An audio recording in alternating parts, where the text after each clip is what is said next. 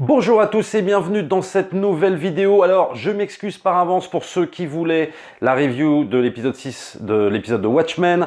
Vous l'aurez en fin de semaine, puisque également mercredi ou jeudi, il y aura la critique du film de Martin Scorsese, The Irishman. Mais là, la news était trop forte, la news était tellement énorme qu'il fallait que j'en parle dans une vidéo dédiée. Ce projet de biopic au cinéma sur la vie de Michael Jackson.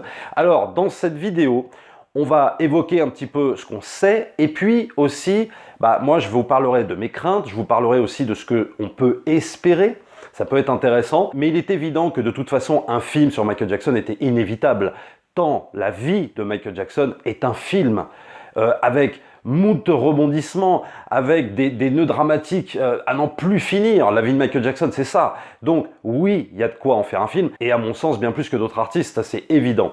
Moi-même, j'ai toujours espéré secrètement un film, oui, sur la vie de Michael Jackson. Mais évidemment, il y a plusieurs conditions à ça. Alors, ce qu'on sait déjà par rapport à cette histoire de biopic, Graham King, le producteur de Bohemian Rhapsody et d'Aviator, de Martin Scorsese, a obtenu les droits pour adapter la vie du chanteur sur grand écran. L'ensemble du catalogue musical de la star a également été acquis pour la bande originale du long métrage. Au scénario, c'est John Logan, nommé aux Oscars pour Aviator et Gladiator de Ridley Scott, qui aura la lourde tâche de retracer les 5 décennies du roi de la pop. Ce projet, porté par la société de production GK Film, donc qui ont produit Argo, Blood Diamond et World War Z, entre autres, et on va y revenir, ne sera pas une version aseptisée du destin de Michael Jackson, comme le rapporte le média américain Deadline. Alors, je fais une petite parenthèse avant de commencer. Il faut juste savoir que, et ça je l'ai lu quelque part, je ne sais plus où, que l'Estate, donc l'Estate pour ceux qui ne savent pas, c'est un organisme en fait qui gère la carrière posthume de Michael Jackson. Soi-disant, ils auraient nié cette information ou ils n'auraient pas validé cette info. Mais ce qui paraît très étrange, c'est que tu as tous les médias qui en parlent, qui ont quasiment validé cette information. Donc pour l'instant, on n'en sait pas plus, donc on prend ça un petit peu évidemment avec des pincettes, mais ça ne va pas nous empêcher d'en parler et éventuellement même de fantasmer sur ce projet qui peut être du lourd dans l'industrie cinématographique. Déjà, je voudrais juste dire, et là pour le coup, je vais revenir un petit peu sur le documentaire Living Neverland, dont j'avais fait quelques vidéos sur la chaîne, vous pouvez aller les voir si vous ne les avez pas vues. Moi, je dirais que déjà, le fait qu'un producteur s'intéresse à la vie de Michael Jackson et carrément est payé pour acquérir les droits sur sa vie, sur les chansons, etc., pour moi, c'est une victoire sur ce documentaire. Tout simplement parce qu'il faut savoir qu'à la suite de ce documentaire, donc qu'il l'accusait une énième fois de pédophilie, il y a eu une campagne de boycott au Canada, aux États-Unis. Alors une petite campagne de boycott, j'en avais fait une vidéo aussi, qui n'a pas duré très longtemps. Mais on voit bien par ce fait-là que justement, le boycott autour de Michael Jackson n'a pas marché. C'est-à-dire que même l'impact de ce documentaire Living Neverland n'a pas fonctionné en vérité. Il y a eu une véritable entreprise de destruction massive sur la carrière posthume du chanteur et il faut voir que ça n'a pas fonctionné puisque tu as un producteur qui est là à investir de l'argent, à te dire moi je veux sortir un biopic sur Michael Jackson parce qu'il est persuadé justement que ça va intéresser les gens et je pense qu'il ne va pas se tromper. Donc déjà pour moi c'est une petite victoire, allez une petite revanche sur ce documentaire Living Neverland. Alors dans les choses plutôt rassurantes et puis on viendra aussi aux choses qui me font un petit peu peur sur ce genre de projet, je suis pas totalement emballé, attention. Il y a le nom du scénariste John Logan. Et pourquoi c'est important d'avoir le nom du scénariste et non pas du réalisateur? Parce que finalement, même si évidemment il faut un bon réalisateur pour transcender un scénario, mais je dirais que la base c'est quand même le scénario. C'est-à-dire que tu peux avoir un super réal mais avec un très mauvais scénario, je suis pas certain que le film soit bon. Ou alors il faut des réalisateurs, je sais pas moi, de la trempe d'un Spielberg, à l'époque Alfred Hitchcock, qui arrivait, oui, à te transcender un scénario qui était franchement pas terrible en grand film. Mais pour moi, ils sont très peu ces réalisateurs qui arrivent à faire ça. Pour moi, la base, c'est quand même le script. John Logan, c'est quand même le scénariste de Gladiator et surtout d'Aviator. Et Aviator, c'est un excellent biopic. Alors évidemment, il y a Martin Scorsese à la réalisation, donc c'est pas n'importe qui bien évidemment, mais je pense que le scénario à la base est extrêmement bien écrit. C'est-à-dire qu'il y a un approfondissement des personnages, c'est un biopic qui n'hésite pas aussi à montrer beaucoup même les zones d'ombre du personnage d'Howard Hughes, c'est de montrer ses manies, sa maladie mentale, etc. C'est un biopic super intéressant, c'est un biopic que j'ai toujours aimé, que j'ai toujours défendu, d'ailleurs si vous ne l'avez pas vu, franchement regardez-le. Donc on peut se dire déjà que ça peut être rassurant par rapport à ça. Alors ensuite il y a l'annonce par le producteur de Bohemian Rhapsody. Alors il est évident que pour quelqu'un comme moi qui a passé son temps à défoncer le film, et je continue à le défoncer, je continue à penser que Bohemian Rhapsody n'est absolument pas un bon biopic, bon si ce n'est pour faire lever les gens dans la salle à la fin, mais moi je vais pas voir un biopic pour ça. J'en ai parlé évidemment sur la chaîne, vous pourrez aller voir ma critique, hein, je l'ai suffisamment défoncé, je vais pas revenir là-dessus. Mais je pense que tout ça est un gros coup de com'. C'est-à-dire qu'on ne peut pas se fier à l'annonce par le producteur de Bohemian Rhapsody et se dire « Ah, ça y est, ce biopic va être fait de la même manière ». Moi, je pense pas. Je pense que c'est un gros coup de com' tout simplement parce que Bohemian Rhapsody, c'est un film qui a rapporté quasiment 900 millions de dollars. Donc il est évident que pour communiquer à la presse le fait de faire un film sur Michael Jackson, il va plus communiquer sur un film qui a rapporté beaucoup plutôt que sur un échec ou même éventuellement même sur Aviator qui n'a pas été non plus, c'est un film qui a marché mais pas autant qu'un Bohemian Rhapsody. Et donc il va communiquer là-dessus. Ça veut pas dire que ce sera un film calqué sur la recette Bohemian Rhapsody, même si on peut se dire qu'il serait tenté d'appliquer la même recette vu que ça a cartonné. Mais pour moi, il faut quand même rappeler que dans la filmographie de Graham King, il y a Aviator, notamment, il y a des films comme Argo, il y a des films comme The Town, il y a aussi des conneries, hein, il y a le dernier Tomb Raider et tout ça, bien sûr. Mais il y a quand même aussi d'excellents films. Pourquoi ne pas imaginer, surtout que tu as John Logan au scénario, d'avoir un film qui serait peut-être même l'antithèse d'un Bohemian Rhapsody. C'est pas forcément les producteurs et les scénaristes, moi, qui me font peur. Et là, on va venir un petit peu aux questions, moi, qui peuvent me faire douter par rapport à ce projet-là. C'est tout ce qu'il y a autour. Les interférences avec la famille, avec l'estate, donc, qui gère la carrière posthume de Michael Jackson. Tout ça fait qu'un scénario peut être transformé. Déjà qu'un scénario à la base, sans intervenant de famille ou quoi au caisse, est transformé par les réalisateurs, par les producteurs et tout ça. Mais là, en plus, vous aurez forcément un droit de regard. Il y aura forcément l'esthète qui aura un droit de regard. Il y aura peut-être même une partie de la famille qui aura un droit de regard. Qu'est-ce que va dire la famille? Est-ce que d'un seul coup, si on en vient un petit peu à écorner l'image de Michael Jackson, est-ce que la famille ne va pas intervenir? C'est la question qu'on peut se poser. Et pour moi, c'est tout ce qu'on peut craindre dans ce genre de projet. Et il y a encore beaucoup d'autres choses et on va y venir. Mais déjà, c'est la première chose où on peut se dire, est-ce que un projet comme celui-ci peut être d'une authenticité redoutable? Pas certain, pas sûr. Parce que dans la vie de Michael Jackson, il y a trop d'intervenants.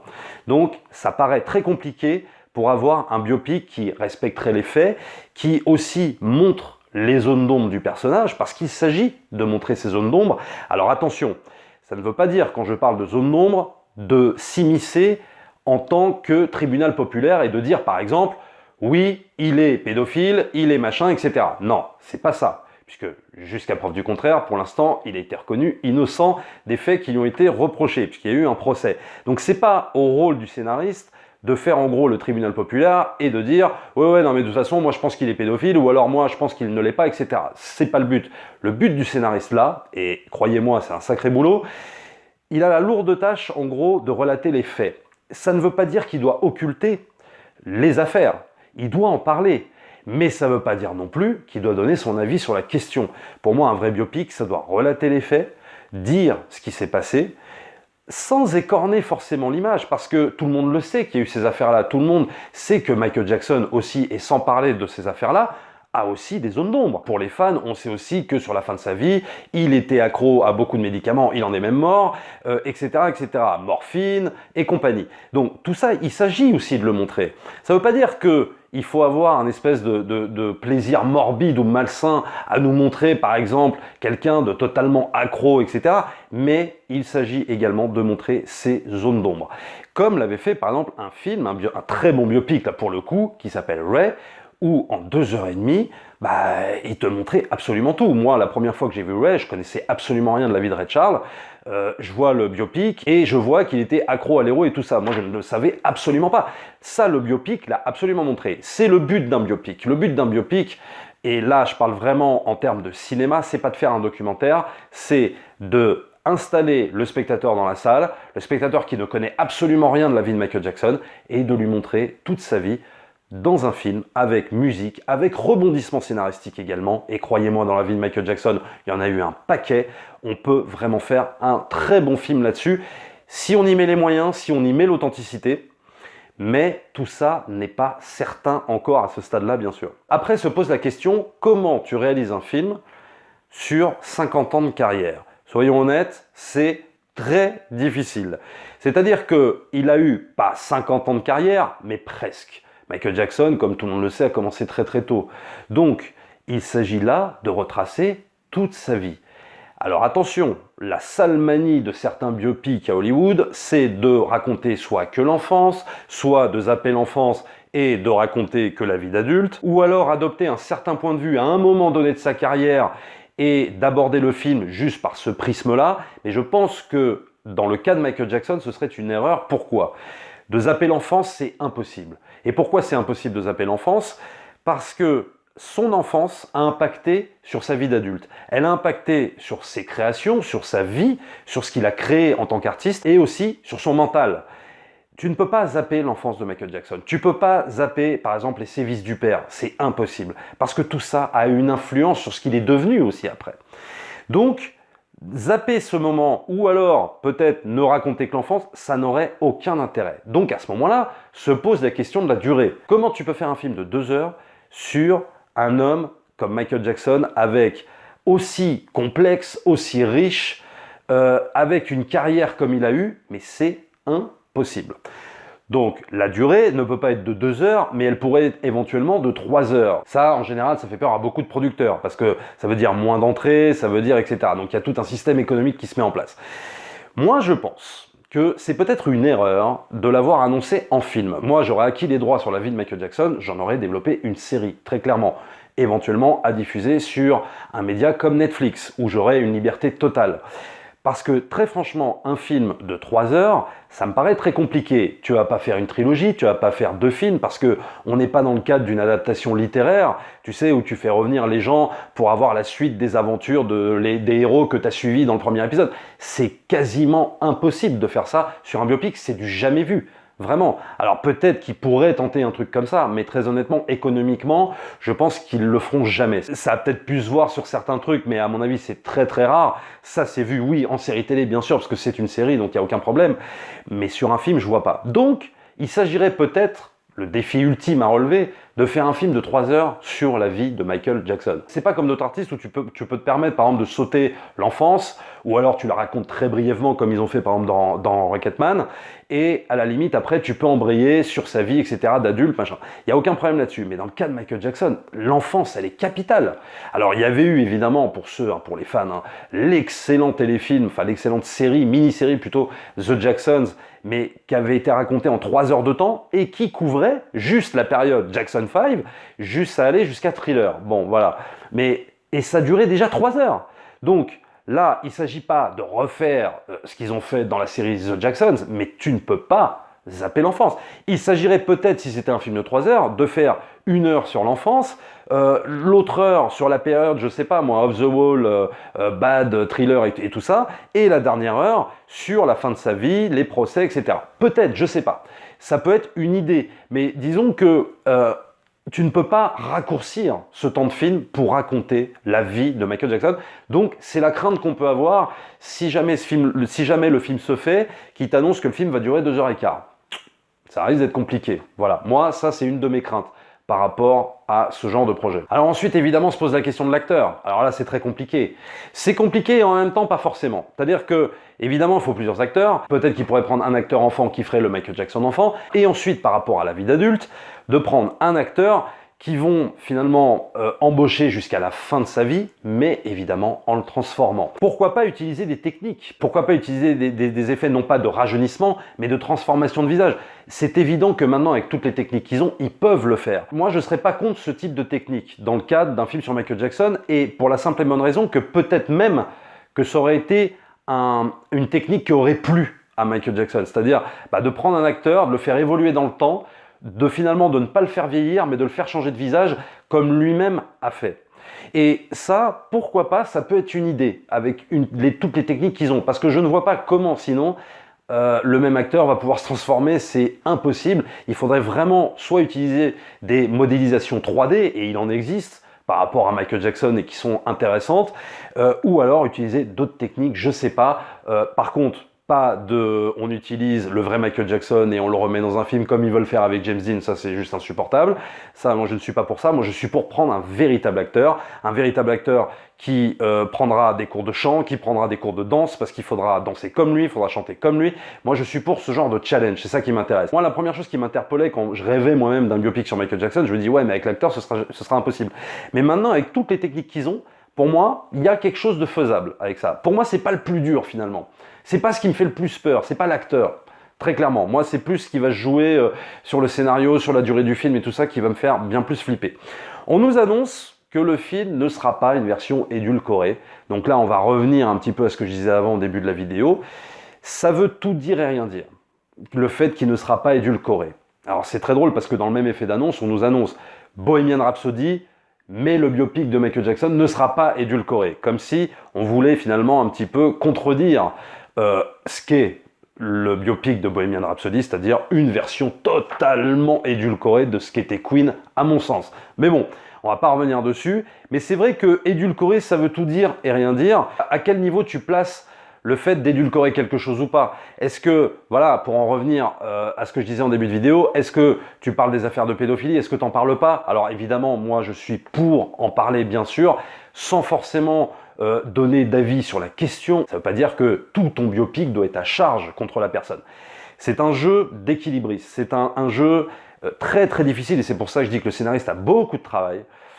C'est que tu dois équilibrer les choses. Tu dois évidemment montrer les zones d'ombre, tu dois aussi montrer le génie de l'artiste, tu dois montrer énormément de choses qui faisaient que Michael Jackson était aussi un être très gentil, qui pensait aux autres, qui a fait des associations, etc.